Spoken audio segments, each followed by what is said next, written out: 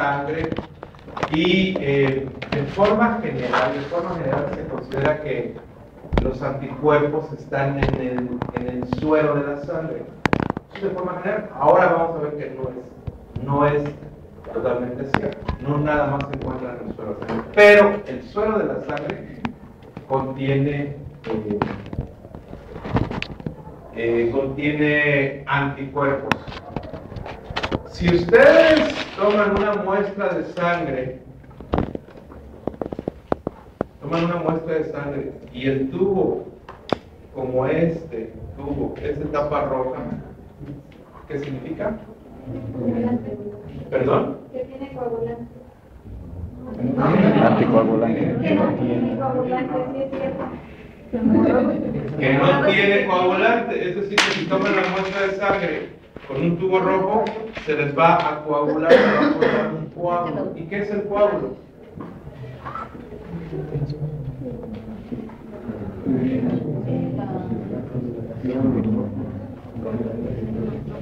¿Qué es el coágulo? Se desintegra lo que es el suero del... Se desintegra, desaparece. Bueno, era como sobre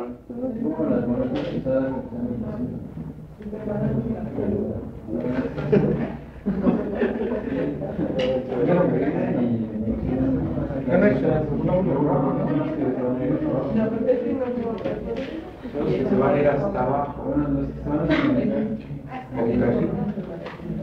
¿Y qué moléculas conforman el coágulo? ¿Qué células conforman el coágulo?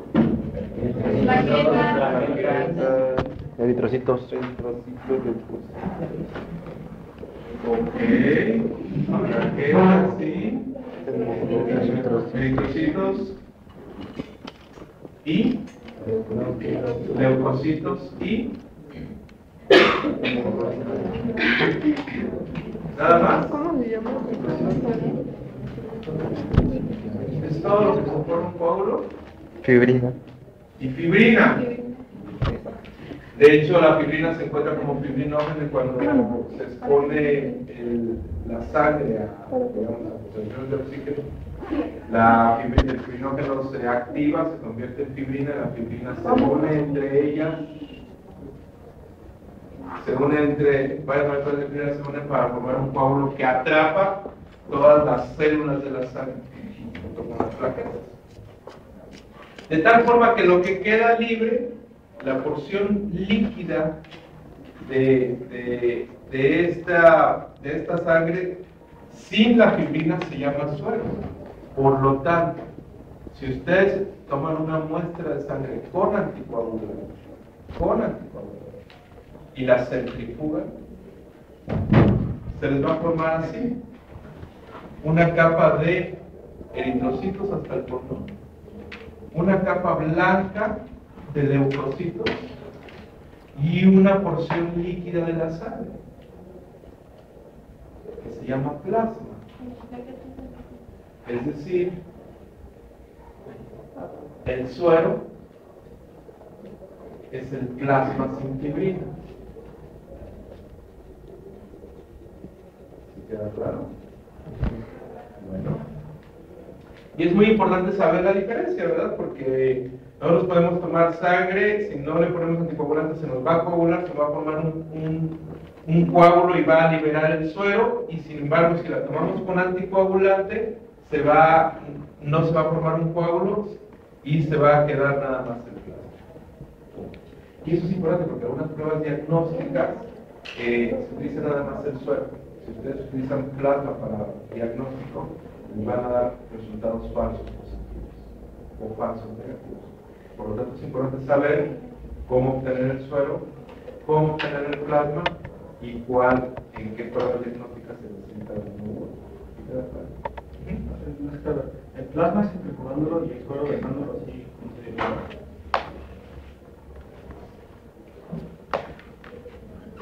Bueno,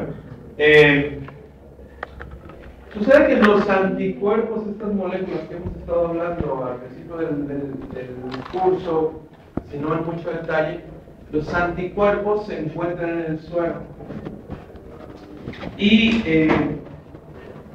La gente que estudió a los anticuerpos hace mucho, pues imagínense que son personas que no sabían nada acerca de inmunología, o sea, de inmunología así más profunda. Simplemente sabían que algo en los líquidos de las personas y los animales les confería protección. Algo. Lo sabían porque ellos podían, cuando una persona o un animal se curaba de una enfermedad, ellos podían tomar la sangre de este animal o de esta persona, pasársela a otra persona y la otra persona se curaba de la enfermedad. Entonces, algo había en esta sangre que le confería protección. Como ni siquiera tampoco sabía que se llamaba sangre, donde llamaban humores. Estaban los humores, ¿no? De ahí la inmunidad humoral, donde está en los humores. Una pregunta, profesor. ¿Un perro le puede donar sangre a un gato o un gato a un perro? Claro. Ni usted a su perro. Ni su gato a usted. Ni usted a su gato. Y es por lo mismo de que tiene fibra diferente, bueno, de que son tejidos diferentes, o sea, capta la diferencia del tejido. O sea, lo rechaza, es como si fuera uno. ¿La sangre qué es? ¿La sangre qué es? ¿Tejido, órgano? ¿Cuál? La sangre. Bueno, entonces imagínense que no sabían nada, ¿no? Y comenzaron a estudiar estas cadenas.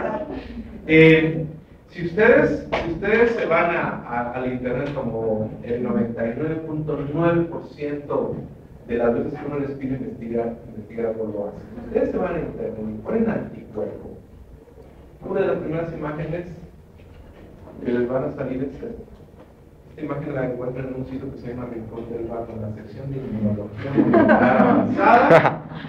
Ahí es. El rincón de Masterclass. Ahí es donde ellos les dicen, este es un anticuerpo y este es un antígeno. Y el anticuerpo se une al antígeno así, como una Y y una rebanada de pie que se complementan en un amor eterno. Entonces, nada para que se me vean, ¿no? Eso está publicado en internet, entonces si lo buscan así, como si lo encuentran, y luego vienen y me dicen toda esa sarta de tonterías que Barra basada. parálisis cerebral ahí. Ve que es una estructura molecular de la anticuerpo. Muy diferente a la estructura real. ¿Verdad? Muy diferente a la estructura real. En realidad un anticuerpo está formado por 4 cadenas, aunque siempre lo dibujamos como una Y, está formado por 4 cadenas. Ni siquiera son dos Y's dobles, ¿no? Son 4 cadenas diferentes. 2 cadenas ligeras, esos que están en color rosa, rosado. 2 cadenas ligeras que se llaman cadenas L de light, de aproximadamente 22.000 kilodaltones, pero eso no importa porque varían. Y 2 cadenas pesadas que se llaman cadenas H de heavy, casi el doble de pesadas, o más del doble de pesadas que las cadenas L o light, que están ahí en color azul oscuro y azul claro, ¿verdad? Entonces son 2 cadenas pesadas y 2 cadenas ligeras. Estas cadenas siempre están unidas de la siguiente forma: siempre una cadena pesada está unida a una cadena ligera. Están unidas por puentes disulfuro, es decir, están unidas por enlaces covalentes que no se desunen siempre. Y a esta unión de dos polipéptidos, uno largo y uno corto, pues se le llama heterodímero, ¿verdad? Son heterodímeros. Entonces, a la cadena pesada más la cadena ligera es un heterodímero. Entonces el anticuerpo está formado por 2 heterodímeros. 2 heterodímeros LH, porque cada heterodímero tiene una cadena H y una cadena L. Y esto da la estructura primaria del anticuerpo, la estructura básica, que es así: LHHL, que es igual a LH. Digamos, una estructura muy sencilla del anticuerpo. Sus 2 cadenas pesadas, sus 2 cadenas ligeras, las cadenas pesadas, cada cadena pesada unida a una cadena ligera por puentes disulfuro. Bueno, segunda, los primeros 110 aminoácidos de las cadenas ligeras y pesadas, ahí en color rosa claro y azul claro, ¿sí los notan? Esos primeros 110 aminoácidos son muy variables. ¿Qué quiere decir eso? Quiere decir que si yo tomo una muestra de sangre de ustedes y colecto el suero, y de ahí tomo los anticuerpos van a ser totalmente idénticos en ustedes de aquí hasta aquí. Totalmente idénticos.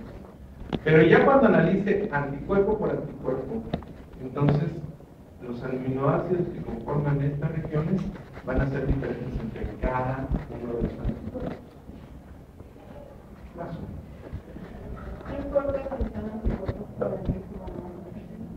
No importa tanto porque unos se van a unir con más fuerza y otros con menos fuerza, pero sí importa que los anticuerpos que son contra Escherichia coli, todos van a ser idénticos.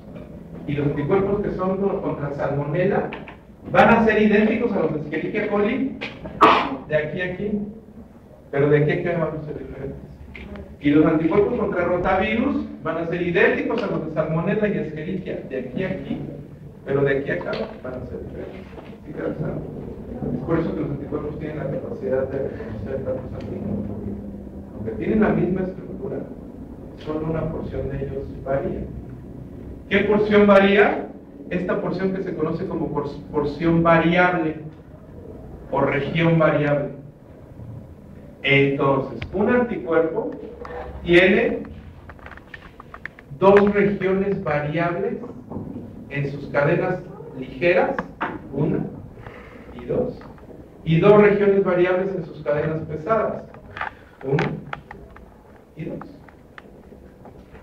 Y las regiones variables se llaman así: VL y VH, variable ligera y variable pesada. Entonces, por ejemplo, si es un anticuerpo, o sea, que es el mismo, por ejemplo, el de J-Bio para un, o sea, el mismo anticuerpo, pero va a ser diferente, aunque sea el mismo. Son casi idénticos, no son totalmente idénticos, pero son casi idénticos. El anticuerpo que tiene Jane contra Salmonella, el anticuerpo que tienes tú contra Salmonella, son casi idénticos, pero no son 100% idénticos. Es por eso que a uno le afecta más la enfermedad que a otro. Es en parte por eso, por lo que a uno se enferma más y a otro se enferma menos. En parte. Bueno.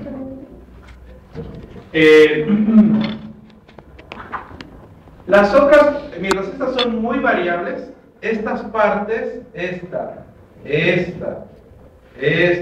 y esta, son muy conservadas. Justo lo que acabo de platicar.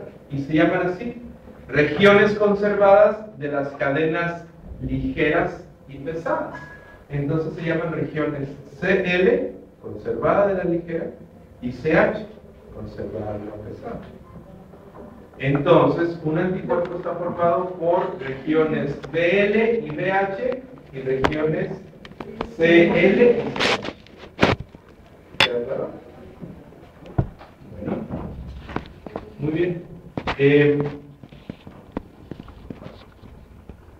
Y luego, pues yo les había comentado que al principio no se podía estudiar muy bien a los anticuerpos como los estudiamos.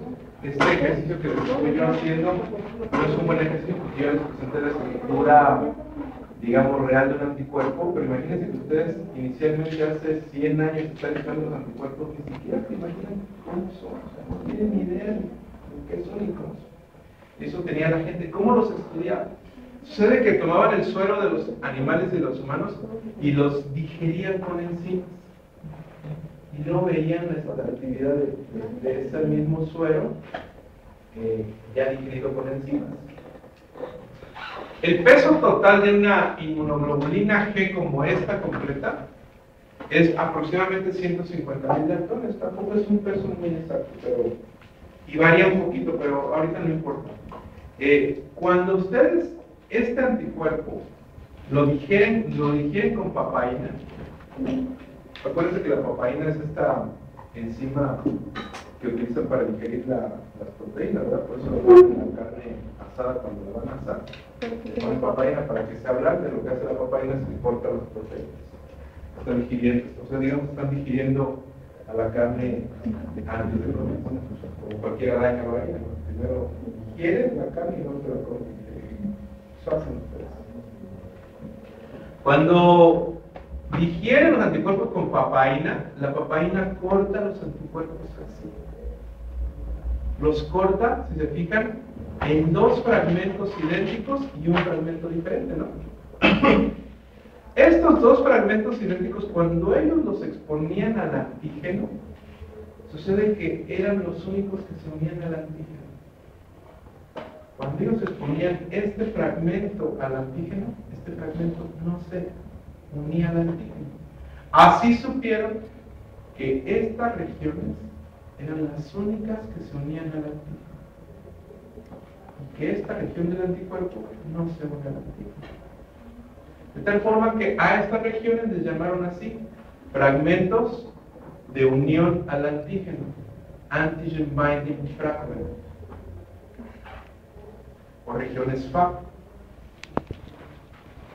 Y a este fragmento que no se le unía al antígeno, era un fragmento que se cristalizaba cuando se dejaba solo. Entonces se le llamaba así, fracción cristalizable o fragmento cristalizable o región FC. Entonces, un anticuerpo tiene dos fragmentos FAB idénticos que se unen al antígeno y un fragmento que no se une al antígeno distinto a los fragmentos FAB, que se llama fragmento FC. ¿Sí? Entonces ustedes ya pueden identificar en una estructura primaria de un anticuerpo las cadenas pesadas, las cadenas ligeras, las regiones constantes, las regiones variables, la región FAB y la región FC. ¿O no? ¿No? Bien.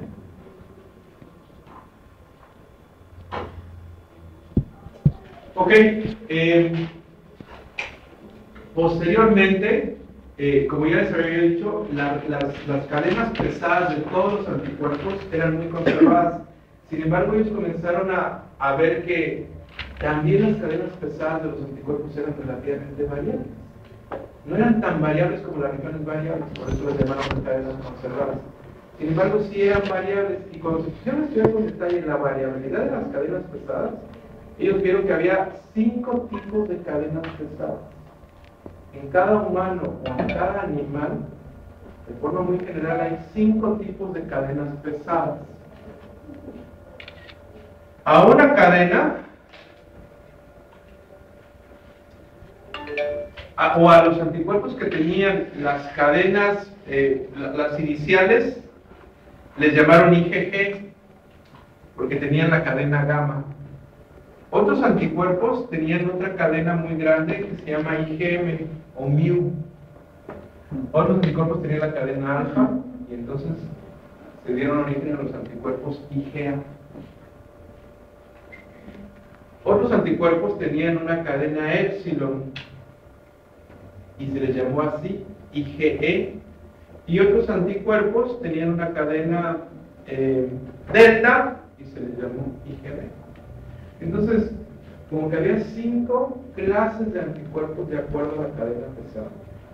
Y el nombre del anticuerpo significa el tipo de cadena que tiene. IgG, IgM, IgA, IgE e IgD.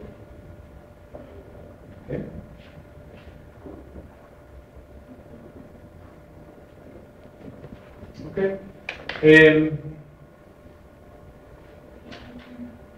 Cuando ya estudiaron con más detalle estos 5 anticuerpos que tiene cada individuo, la mayoría de los animales domésticos y los humanos tienen 5 tipos de anticuerpos, o 5 tipos de anticuerpos con cadenas pesadas. Cuando ya los estudiaron en detalle, vieron que también eran diferentes en muchas cosas, y eso es muy importante. Por ejemplo, el peso molecular de los anticuerpos variaba. Fíjense bien, la IgM, 900.000 daltones. La IgG, 180.000. La IgA, 360.000. Son muy diferentes en tamaño. Cuando vieron las subunidades, y nosotros consideramos una subunidad como esta, ¿verdad? O esa es una subunidad de anticuerpo. Si nosotros consideramos eso como una subunidad, entonces vemos que la IgM tiene 5 subunidades. Por eso es acá. Mientras que la IgG tiene una sola subunidad. Y la IgA tiene 2, por eso es esa. ¿Verdad? ¿O no? Y la cadena pesada pues también era diferente, como ya lo vieron ustedes. También algo muy importante que ellos observaron es que no solo eran diferentes en su peso molecular, en su cadena pesada, sino también en el lugar en donde se producían y la función que tenían. Por ejemplo, la IgM principalmente se produce en el vaso y los ganglios linfáticos. La IgG también, pero la IgA y la IgE principalmente en las mucosas. ¿Ah? Ya entonces hay mucha diferencia. ¿Y qué les diría a ustedes el hecho de que supieran que la IgA se encuentra producida en mucosas? ¿Qué les diría sobre la IgA? Que es la inmunidad innata.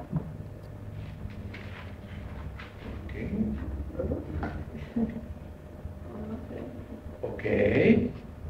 ¿Alguien más?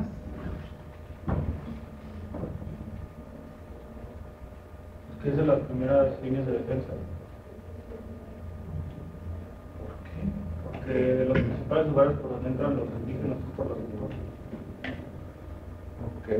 No, ¿Pero por qué tiene que ser la primera línea de no, de las defensa? primeras.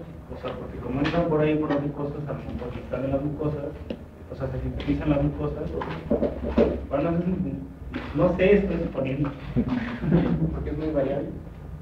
¿Por qué es muy variable? ¿Por qué es muy variable? Porque no solamente tiene un tipo de antígenos, tiene varios. O ya no está bien. ¿Y de dónde dedujo eso? Hay una... Ok. ¿Alguien más? El tipo de células que nos van a sintetizar. Como por ejemplo. La impresión.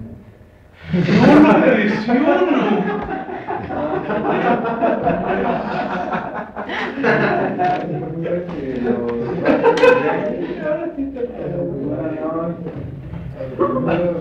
Sí, en los ganglios van a estar los células B y macrófagos y células TSH.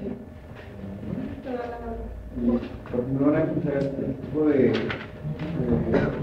¿cómo se llama? Cadenas pesadas que van a identificar la información.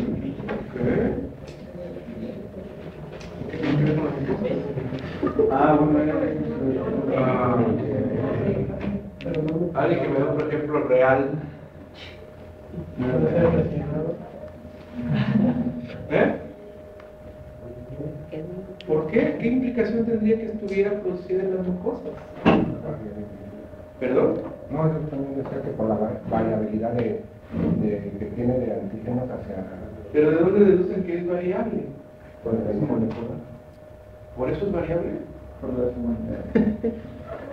¿Podría ser por la rapidez o la efectividad con la que ataquen a los antígenos? Bueno, podría ser. Podría ser.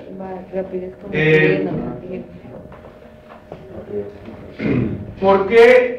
¿Qué indicaría que la IgG, por ejemplo, se produzca en vaso y ganglios linfáticos? ¿Qué implicaría?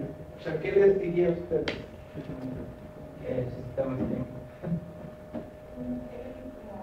O sea, que recorren, bueno, es que las mucosas no se encuentran ahí en mucosas. Y, por ejemplo, en los vasos sanguíneos se recorrerían en todo el cuerpo, ¿no? Ok, entonces, ¿qué significa que la IgA se produzca en mucosas? Bueno, te voy a dar otra vez. ¿Qué significa que la IgG se produzca en vaso y ganglios? Que va a estar en la circulación. Ok, muy bien. ¿Y qué significa que la IgA se produzca en mucosas? Eso no está en mucosa. Que es un anticuerpo específico de antígenos de las mucosas. ¿Para qué produces un anticuerpo en las mucosas si lo haces que se vaya a la sangre? ¿No? O eso creo yo. Bueno, entonces es muy importante esta información porque eso nos dice que ya los anticuerpos, comenzamos a ver diferencias en anticuerpos, pero no solo diferencias en estructura y en peso, sino en función también. Eso es importante porque si ustedes se ponen a pensar, cuando ustedes llevan a vacunar a su perro, ustedes le ponen una vacuna y ustedes creen que la idea de la vacuna es generar anticuerpos, del que sea. Pero si los anticuerpos son diferentes, ¿por qué quieres generar el que sea? ¿O no? Sí. Si ya nos vamos con más detalle a la estructura del anticuerpo, no es tan sencillo. No es tan sencilla, tiene un poco más de detalle. Por ejemplo, las cadenas de los anticuerpos están formadas de estas estructuras de las proteínas que se llaman dominios. Una proteína tiene una función solo si tiene un dominio. Por ejemplo, la papaína tiene la función de papaína porque tiene un dominio de papaína. Un dominio con el que corta proteínas. Si la papaína no tiene el dominio de papaína, no puede ser llamado papaína. Los moléculas de anticuerpos tienen dominios de anticuerpos, se llaman dominios de IG. Son estas como cadenas así. Son estructuras muy conservadas que tienen mucha función en adherencia, en unirse a otras células. Entonces, eso pues nos indica que esta molécula está diseñada en unión. Está diseñada para unión, ya sea que se una al antígeno o que se una a otras cosas. Pero están formadas por dominios. Si se fijan ustedes,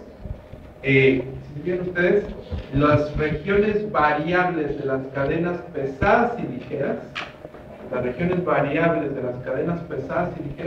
son las que se unen al antígeno. Y las regiones constantes de las cadenas pesadas y ligeras, estas son las que le dicen al anticuerpo qué función va a tener en el organismo.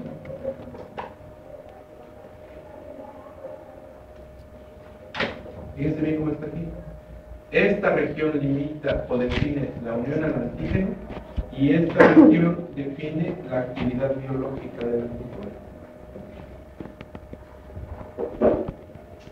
Y luego es muy interesante porque este heterodímero de la cadena pesada y la ligera se une a este heterodímero de la otra cadena pesada y la otra cadena ligera por unos puentes disulfuro en una región aquí en oscuro que se llama región de la bisagra.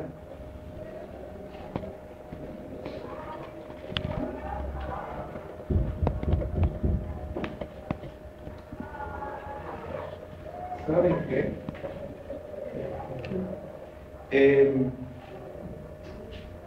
¿Quién veo más o menos atlético? Carlos, ¿te puedo pedir si vas allá afuera de la oficina y te traes el anticuerpo que tengo? El que está... No el que se puede abrazar, no el que No se come. está pegado. ¿Sabes cuál, verdad? Sí. No se come. Podemos darte 6 segundos y ya llevas 3. Uy.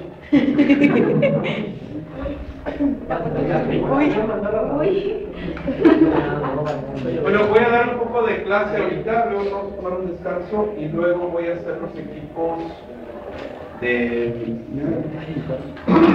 van a empezar a trabajar ya en todo el semestre en su trabajo en su proyecto semestral y les voy a dar los resultados de los exámenes. Y nada más que para poder hacer eso necesito que las personas que faltan de darle su promedio me lo entreguen ahora mismo. Porque hay varias personas que no me lo han entregado. Pero ya me lo habías entregado. ¿En Puerto Nueva?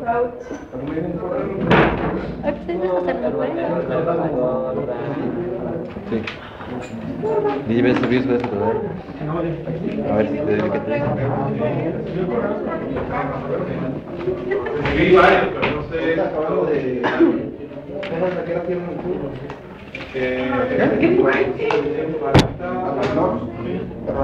Sí, claro, de promedio me faltaba.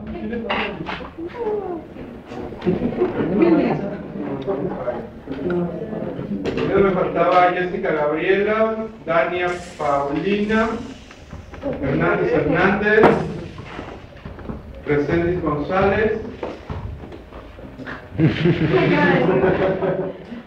Hernández Chávez y Martínez Cardador. Todos los demás del dedo. ¿Sí están aquí todos esos? Yo quiero.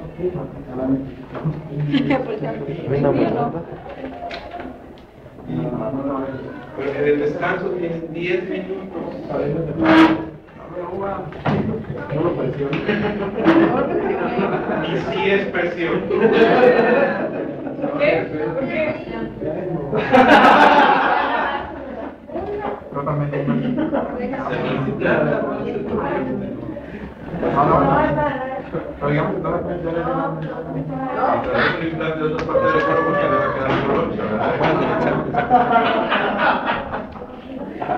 Villa Scarface. Bueno, ¿alguna pregunta hasta ahorita sobre lo que llevamos de anticuerpos? Jane. Ahora sí. A ver.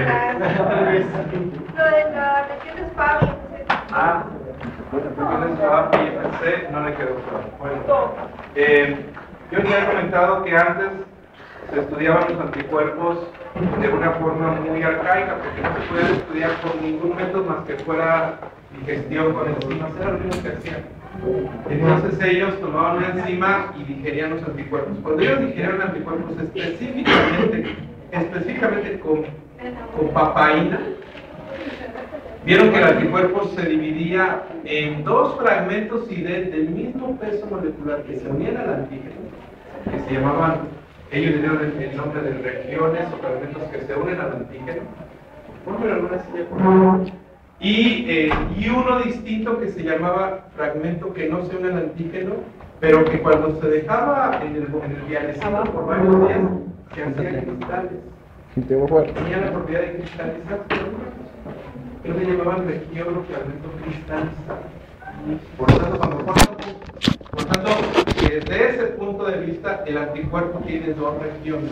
Una región IgC que no se une al antígeno y dos fragmentos idénticos que sí se unen por regiones. Pero, o sea, cuando se va a unir al antígeno, ¿se separan eso? ¿O solamente con la papaína? No, solamente con la papaína. De otra forma, nunca jamás se separan.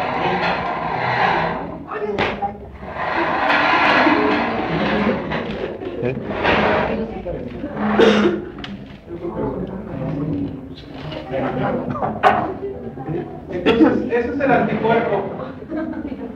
Esa es, digamos, una estructura muy real de un anticuerpo. Y ese anticuerpo, sabes que nos olvidó el antígeno, pero no importa. Ahorita lo inventamos. Y el antígeno, asumiendo que mi termo de café es una bacteria, asumiendo que mi termo de café es una bacteria así, un vacío, el antígeno, en realidad, en lugar de unirse aquí como está en el rincón del vago, el antígeno se une aquí. Se une entre la cadena pesada y la cadena ligera, en las regiones variables de la cadena pesada y la cadena ligera. Pero este anticuerpo tiene dos sitios de unión al antígeno, ¿verdad? Entonces, este anticuerpo específicamente puede unirse a dos bacterias al mismo tiempo. A esta y a esta. Y se une aquí. Entonces, estas son como pinzas que agarran fuertemente al antígeno y no lo sueltan. Y tiene dos. Pero si una pregunta, pero si un antígeno al antígeno, ya que aquí no puedes ponerle y puede unirse a la... Se puede separar y puede escapar y puede penetrar a una célula y infectar. Entonces, perdón. No es seguro de que ya... No es seguro. Lo que tú quieres como veterinario inmunólogo es desarrollar tus animales, tus clientes, que son los animales, desarrollen anticuerpos que se unen fuertemente a la madre. Bueno,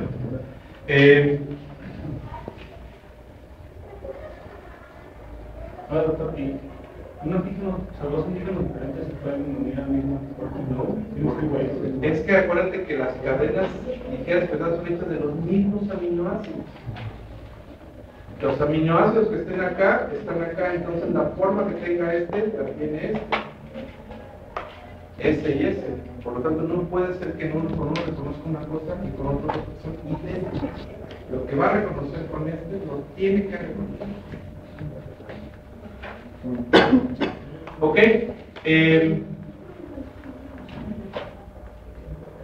Y algo bien interesante, este anticuerpo tiene esta región. En esta región no hay un dominio. ¿Sí se fijan cómo no hay dominio? Está como que más larga y no hay un dominio. Porque se llama región de la bisagra. Ese anticuerpo, esa región de la bisagra le sirve porque le da flexibilidad al anticuerpo. Le permite moverse. Eso es muy importante cuando se mueva porque se puede mover y puede tomar un antígeno y luego moverse para tomarlo. A que si estuviera así, si aquí hay un antígeno, fíjense, si aquí hay un antígeno y se une a este antígeno y no tuviera flexibilidad, si aquí está un antígeno, nunca se va a mover. Pero en cambio, si tiene flexibilidad, se mueve, se mueve. ¿Sí? Entonces, esta región de la bisagra es muy importante para esa flexibilidad de moverse y no solo hacer eso como está en la maqueta, sino también hacer eso. O sea, se cierra, o sea, es mucha flexibilidad. Hay otros tipos de anticuerpos, otras clases de anticuerpos, en donde no hay región de la bisagra. Está otro dominio. Voy a regresar a la imagen para que vean. Necesitan ver cuántos dominios hay en la cadena pesada. 1, 2, 3, 4. Fíjense bien aquí. 1, 2, 3, 4 y 5. En estos anticuerpos, la región de la bisagra se reemplaza por un dominio. Y eso hace que el anticuerpo ya no tenga flexibilidad. Es un anticuerpo rígido. Sucede que la IgM y la IgE son las clases de anticuerpos que tienen 5 dominios. Por lo tanto, no tienen región de la bisagra y por lo tanto son muy rígidos. Mientras que la IgA, la IgD y la IgG tienen región de la bisagra y son muy flexibles.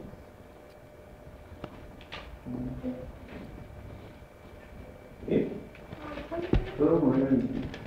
Sí. Profesor, ¿cuáles son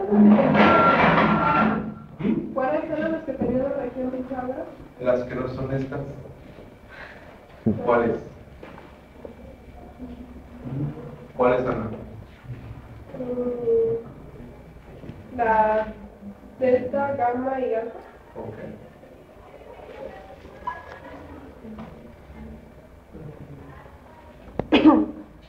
Y en realidad con estudios mucho más finos, lo que ellos saben es que la estructura real de un anticuerpo ya por cristalografía es así. Es mucho más complejo, ¿no? No es una tira de aminoácidos, no es una tira de aminoácidos nada más, sino que es una cadena de aminoácidos que hace varias plegamientos. Aquí son 110 aminoácidos que hacen unos plegamientos para hacer esa estructura. Y ya arreglados en la conformación tridimensional, pues el antígeno se une entre estas dos como manoplas. Son como manoplas. O acá. Y la cadena pesada se queda de esa forma. Esa es la estructura molecular de una anticuerpo ya por cristalografía. Como sería más o menos en vivo, ¿no? Tienen una pregunta hasta aquí. Sí. A mí me quedó claro lo de las subunidades. ¿Qué son las subunidades? Las subunidades es una forma de referirse a los anticuerpos porque cuando ellos observaron el peso molecular, vieron que unos anticuerpos tenían un peso molecular y otros tenían el doble de ese peso molecular. Y otros tenían 5 veces ese peso molecular.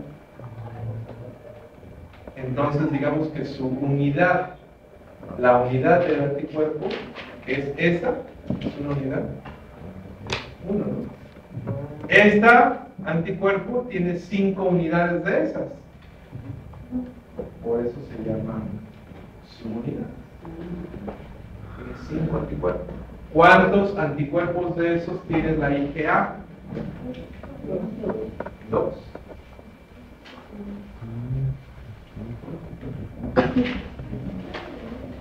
Ok. Sí. Los dominios, es que, o sea, sí me quedó claro lo de los dominios, pero ¿qué es lo que, o sea, hacer la diferencia entre si tuviera 3 dominios o 2 dominios? La diferencia es la bisagra, que un anticuerpo se va a poder... ¿En qué funciona el dominio? O sea, ¿por qué son rígidos y tienen más dominios?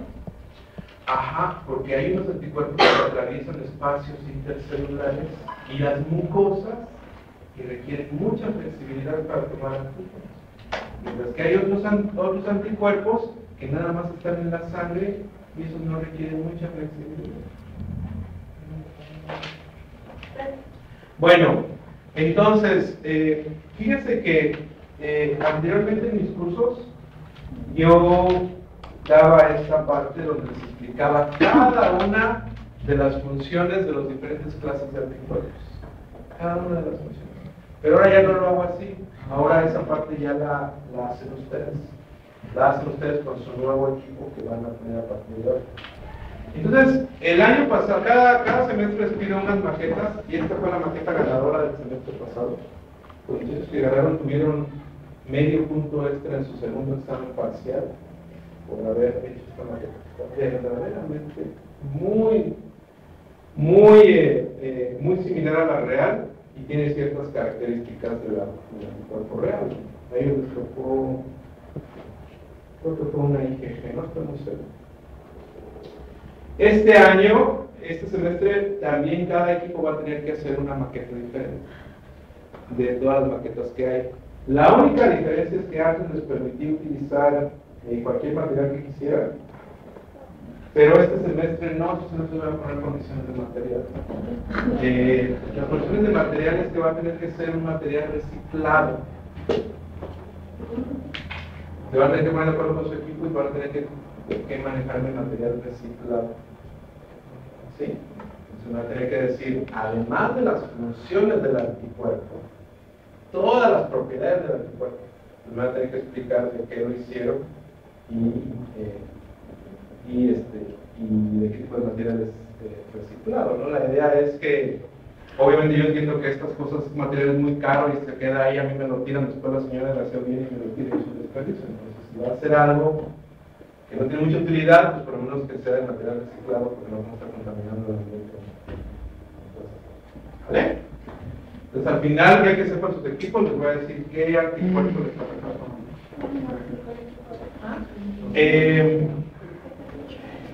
Bueno. Ok. Sucede que ya hasta lo que llevamos ahorita, sabemos que el anticuerpo se une al antígeno con el sitio de unión al antígeno, formado por las regiones variables de las cadenas pesadas y ligeras.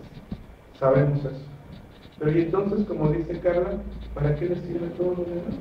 ¿Por qué no nada más se crean anticuerpos muy chiquitos?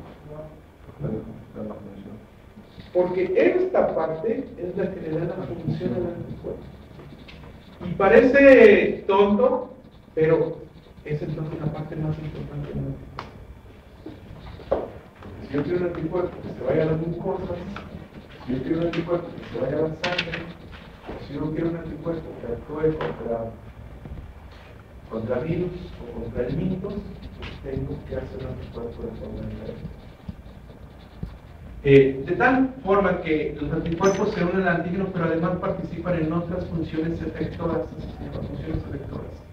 que son 4. La promoción de la opsonización, la activación del complemento, la citotoxicidad mediada por células dependiente de anticuerpos y la transcitosis.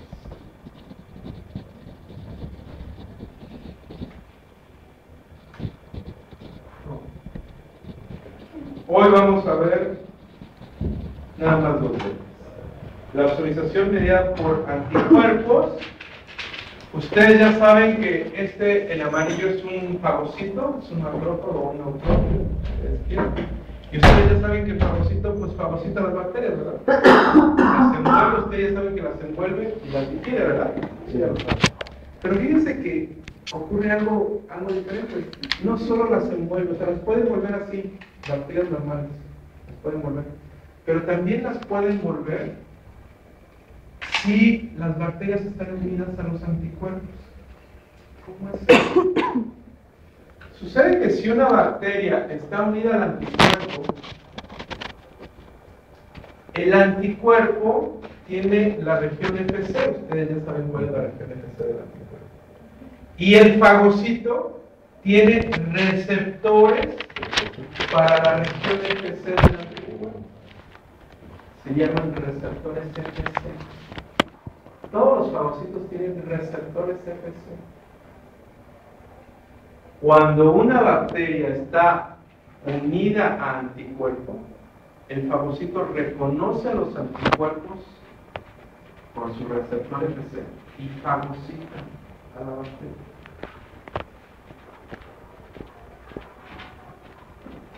¿Por qué no puede entonces fagocitar a la bacteria nada más? ¿Por qué lo tiene que además fagocitar con anticuerpos? Es como que hacer el doble como que pierdes el tiempo, no fagocita a la bacteria. Sucede que cuando fagocita a las bacterias sin anticuerpo o cuando las fagocita con anticuerpo, lo hace muchísimo más rápido. Hasta 4000 veces más rápido fagocita una bacteria si está forrada de anticuerpo.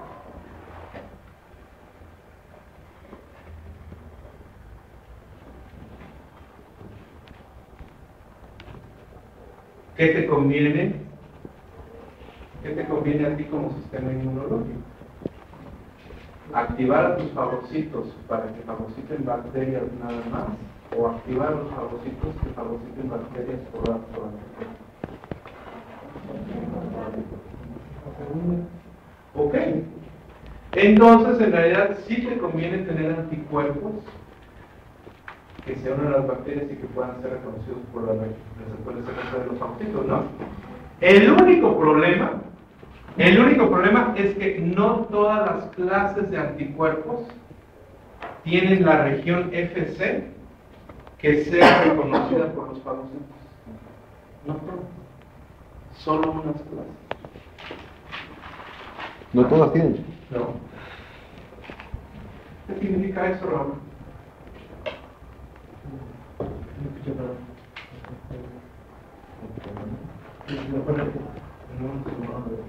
Nada más que si lo vuelvo a ver en esa actitud que se está durmiendo y escuchando, lo voy a sacar de otro.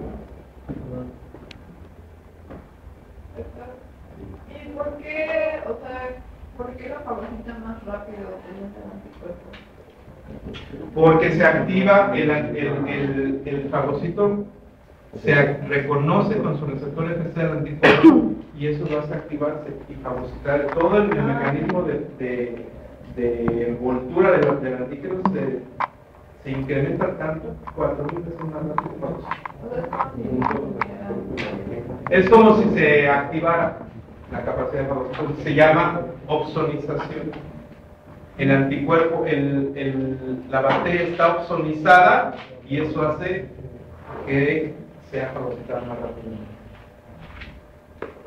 Solamente unas clases de anticuerpos favorecen la opsonización porque se unen a los receptores FC.